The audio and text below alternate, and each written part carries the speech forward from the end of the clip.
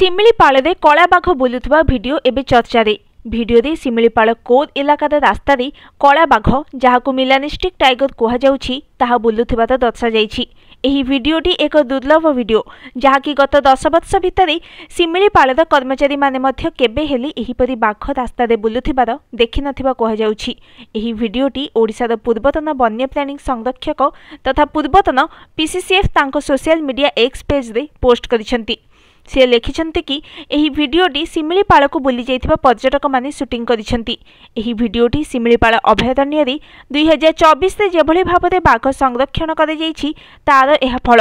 ଯେଉଁ ପର୍ଯ୍ୟଟକମାନେ ସେମାନଙ୍କର ଝାଳ ଏସବୁ ସାହସ ବୁଡ଼ାଇ ଏହି ଭିଡିଓ କରିଛନ୍ତି, ସେମାନଙ୍କୁ ପୂର୍ବତନ PCCF ସୁଶାନ୍ତ ନନ୍ଦ ଧନ୍ୟବାଦ ଜଣାଇଛନ୍ତି।